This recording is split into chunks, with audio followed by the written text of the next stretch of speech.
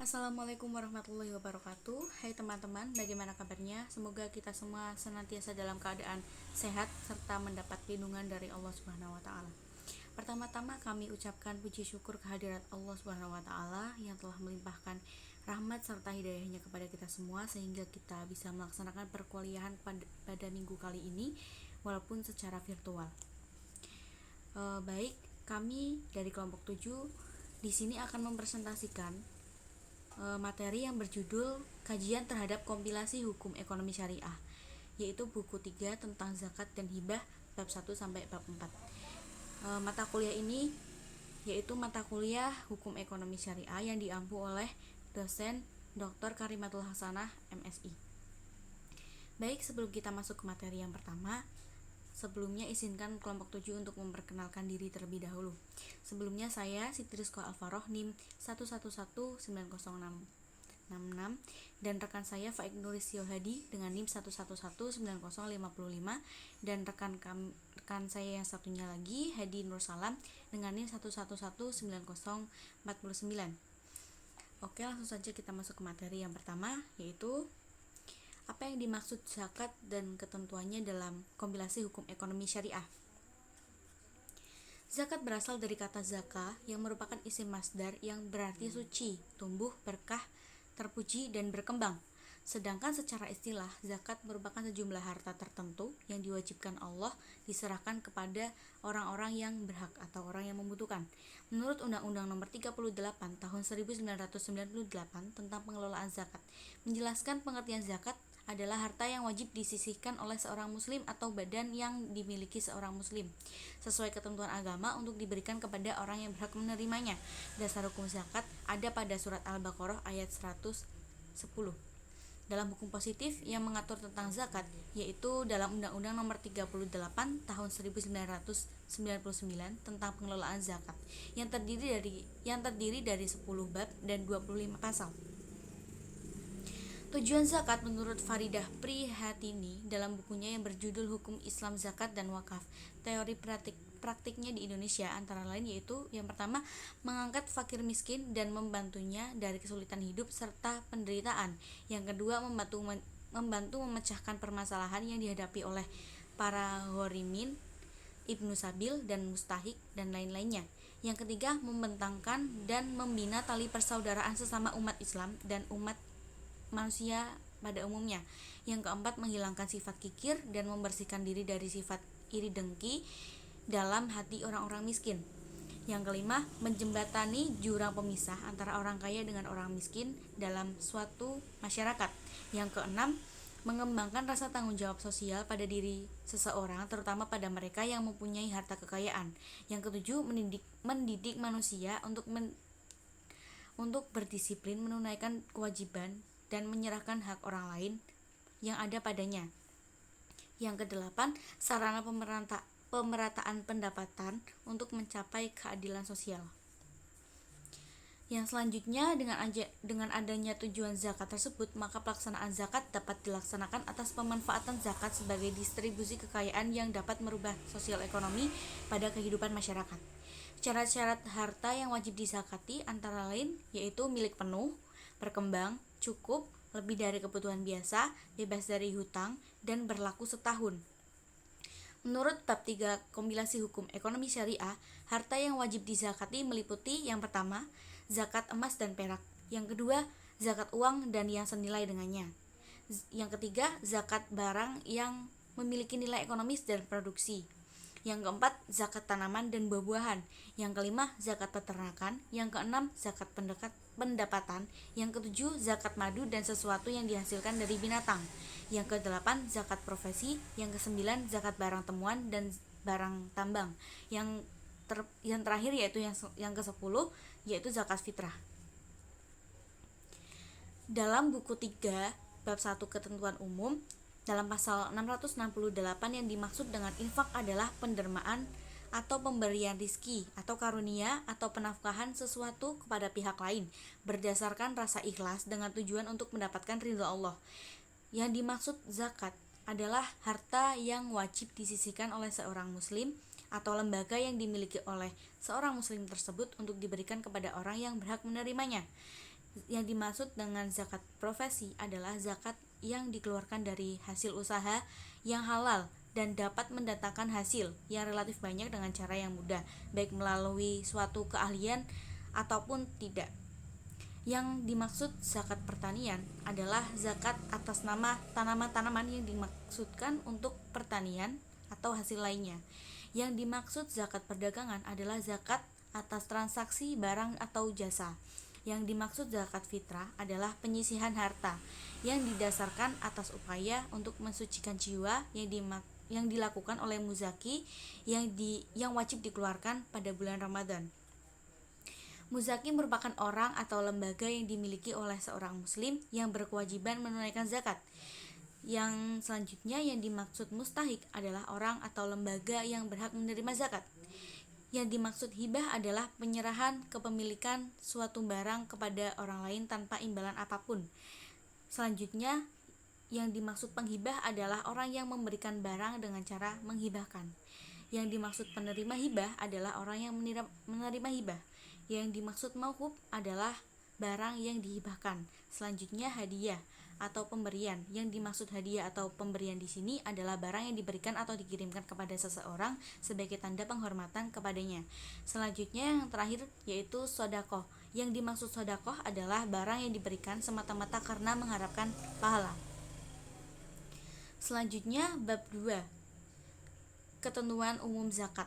Pada pasal 669, zakat wajib bagi setiap orang atau badan dengan syarat-syarat tertentu, yaitu yang pertama muslim, yang kedua mencapai nisab dengan kepemilikan sempurna walaupun sifat harta itu berubah di sela-sela haul, yang ketiga memenuhi syarat 1 haul bagi harta-harta tertentu, yang keempat harta itu tidak bergantung pada penggunaan seseorang, yang kelima harta itu tidak terikat oleh hutang sehingga menghilangkan nisab.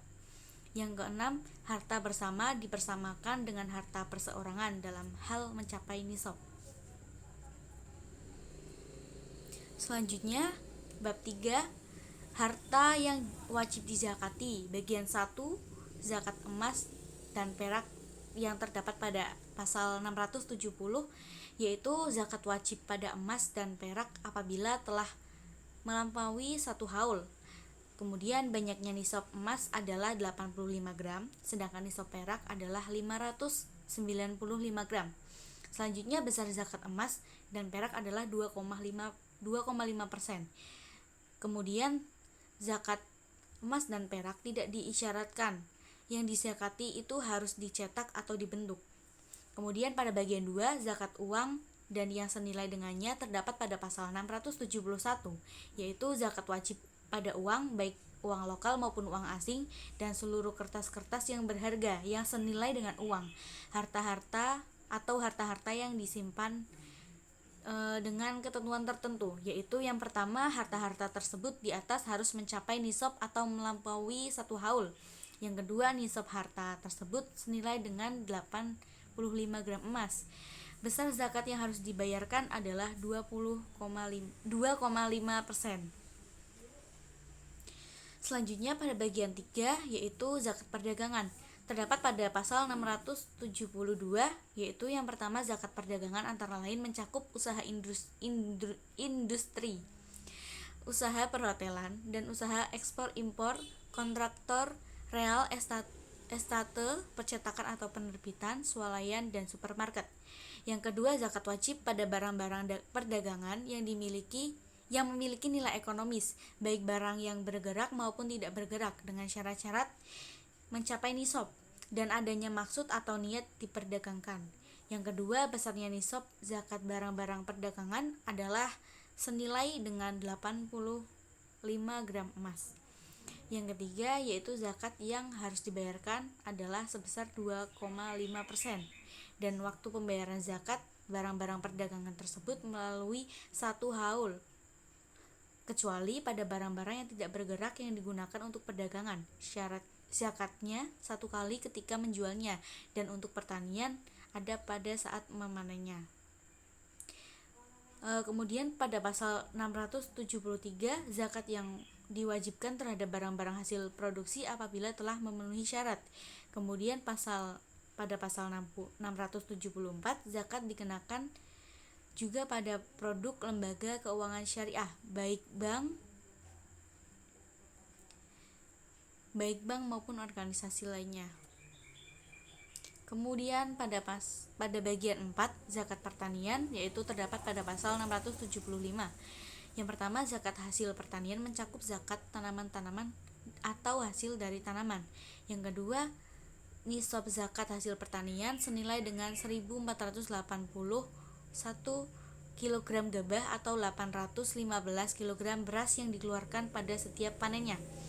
Yang ketiga, zakat sebagaimana dimaksud pada ayat 1 wajib dibayar oleh pemilik, penggarap atau penyewa tanah. Yang keempat, kadar zakat sebagaimana dimaksud pada ayat 1 yaitu 10% jika pengairan tanah itu diperoleh secara alami dan 5% jika tanah itu menggunakan teknik irigasi. Kemudian pada bab 5, zakat pendapatan, terdapat pada pasal 676, yaitu yang pertama, zakat diwajibkan dari pendapatan angkutan, baik angkutan darat, laut, dan udara, dan kendaraan-kendaraan lainnya. Yang kedua, nisab zakat pendapatan senilai dengan zakat emas, yaitu 85 gram. Besarnya zakat yang wajib dikeluarkan adalah 2,5%. Selanjutnya pada bagian 6, zakat madu dan sesuatu yang dihasilkan dari binatang, terdapat pada pasal 677, yaitu yang pertama, zakat wajib dikeluarkan pada madu jika telah mencapai 70 kg setelah dikurangi biaya produksi dengan besarnya zakat yang harus dikeluarkan, yaitu sebanyak 5%. Yang kedua, zakat diwajibkan pula terhadap sesuatu yang dihasilkan dari binatang seperti susu, telur, sarang burung, sarang ulat sutra, dan lain-lainnya. Ketentuannya mengikuti ketentuan zakat barang-barang yang bernilai ekonomis. Yang ketiga, zakat wajib dikeluarkan apabila setiap yang dihasilkan dari laut seperti ikan, mutiara, dan lain-lainnya yang besar zakatnya yaitu sebanyak 2,5%. Kemudian pada bagian 7, zakat profesi, terdapat pada pasal 678 dan pasal 679. Pada pasal 678 yang berkewajiban zakat adalah orang atau badan hukum. Kemudian pada pasal 679 yaitu yang pertama, zakat dihitung dari seluruh penghasilan yang didapatkan kemudian dikurangi oleh biaya kebutuhan hidup. Yang kedua, besarnya nisab sama dengan besarnya nisab pada zakat barang. Kemudian pada bagian 8, zakat barang temuan dan barang tambang, terdapat pada pasal 680, yaitu zakat wajib dikeluarkan sebanyak 20% pada barang-barang temuan dan barang tambang yang dihasilkan baik dari dalam tanah maupun laut, baik berbentuk padat, cair, atau gas setelah dikurangi biaya penelitian dan produksi. Kemudian pada bagian 9 yaitu zakat fitrah, terdapat pada pasal 681, yaitu yang pertama, zakat fitrah diwajibkan atas setiap muslim baik tua atau muda, baik dikeluarkan oleh diri sendiri ataupun orang yang menanggung, dan diserahkan pada fakir pada 15 hari terakhir sebelum bulan pada 15 hari terakhir pada bulan Ramadan sampai sebelum melaksanakan sholat Idul Fitri. Kemudian yang kedua, seorang muslim yang terkena wajib zakat fitrah apabila memiliki kemampuan untuk makan sehari semalam. Kemudian yang ketiga, besarnya zakat yang harus dikeluarkan adalah sebanyak 1 sa' atau 2,5 kg makanan pokok atau yang senilai dengannya. Selanjutnya pada bagian 10, mustahik zakat, yaitu terdapat pada pasal 682. Mustahik zakat merupakan kelompok masyarakat yang berhak menerima zakat yang telah ditentukan dalam Al-Quran, yang terdiri dari fakir, miskin, amil, mu'alaf, hamba sahaya, horimin, fisabilillah, dan ibnu sabil. Kemudian pada bagian 11, hasil zakat dan pendistribusiannya, terdapat pada pasal 683, yaitu yang pertama, yang berhak mengelola zakat adalah negara, yang kemudian didistribusikan kepada 8 mustahik zakat yang telah saya sebutkan di atas tadi. Yang kedua, zakat terlebih dahulu didistribusikan kepada mustahik zakat yang berada di daerah pengumpulan zakat tersebut. Selanjutnya pada pasal 684, barang siapa yang melanggar ketentuan zakat ini maka akan dikenai sanksi sebagaimana diatur sebagai berikut, yaitu barang siapa yang tidak menunaikan zakat maka akan dikenai denda dengan jumlah yang tidak melebihi dari besarnya zakat yang wajib dikeluarkan.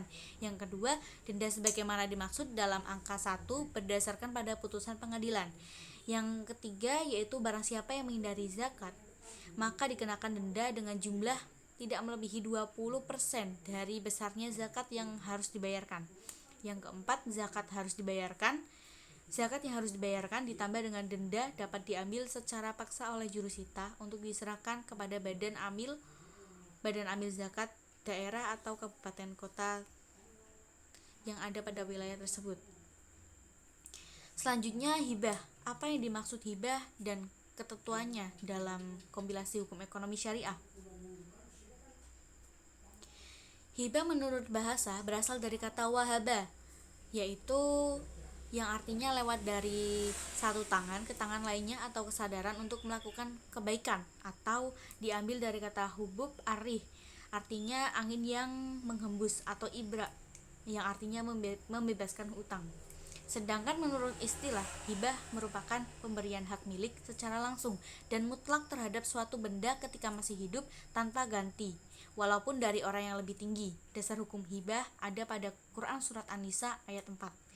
Pada bab 4, hibah pada bagian 1, yaitu rukun hibah dan penerimanya terdapat pada pasal 685, yaitu rukun hibah terdiri dari wahib atau pemberi, mauhubullah atau penerima, kemudian mauhubi atau benda yang dihibahkan, kemudian ikrar atau pernyataan, dan qabd artinya atau penyerahan. Kemudian pada pasal 686, yaitu yang pertama, suatu akad hibah dapat terjadi dengan adanya ijab atau pernyataan. Kemudian kepemilikan menjadi sempurna setelah barang hibah diterima oleh penerima hibah.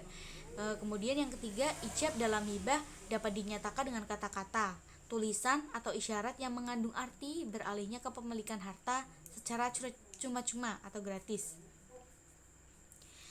Pada pasal 687, transaksi hibah juga dapat terjadi dengan suatu tindakan seperti seseorang penghibah memberikan sesuatu dan diterima oleh penerima hibah. Kemudian pada pasal 688, pengiriman dan penerimaan barang hibah dan sodako adalah sama dengan pernyataan lisan dalam ijab dan qabul. Kemudian pada pasal 690, dalam penerimaan barang hibah diharuskan ada izin dari penghibahan baik secara tegas maupun samar. Kemudian pada pasal 691, penghibah dianggap telah memberi izin kepada penerima hibah untuk menerima barang dengan menyerahkan objek hibah.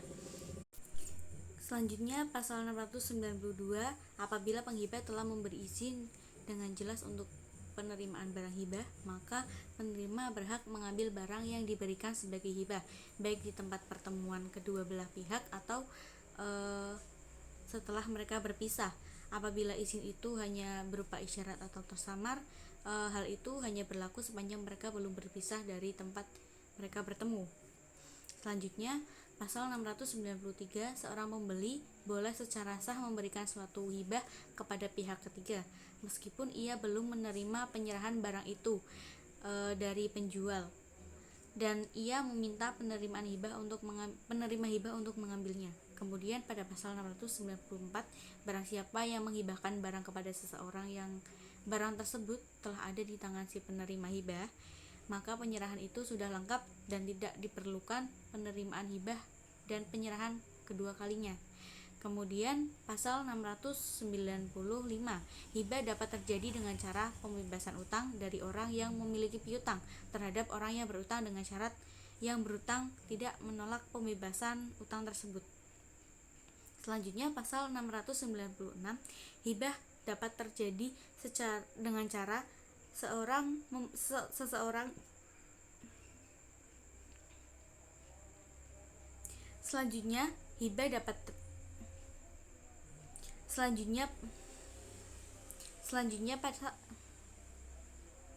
Selanjutnya pasal 696, hibah dapat terjadi dengan cara seseorang memberikan harta kepada orang lain padahal harta tersebut merupakan hibah yang belum diterimanya dengan syarat penerima hibah yang terakhir telah menerima.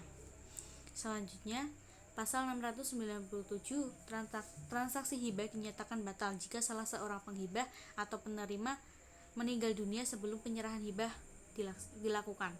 Kemudian pasal 698, dalam hal hibah yang diberikan oleh orang tua kepada anaknya yang sudah dewasa, harta yang diberikan sebagai hibah itu harus diserahkan dan harus diterima oleh anak tersebut.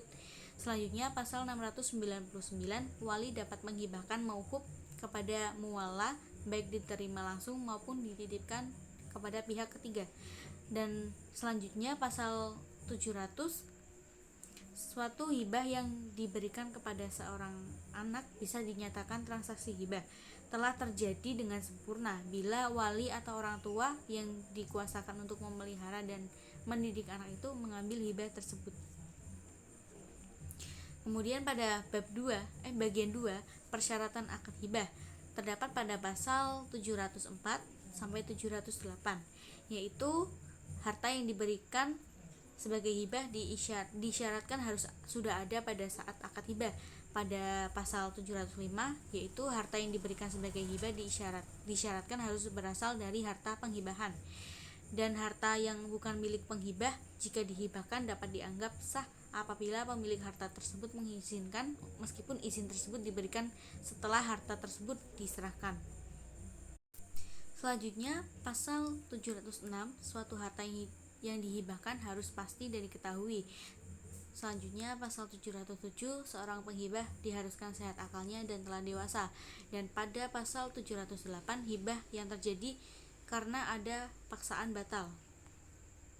Selanjutnya pada bagian 3, menarik hibah kembali terdapat pada pasal 709, yaitu peralihan kepemilikan mauhub bih kepada mauhub ilaih telah terjadi sejak diterimanya mauhub bih.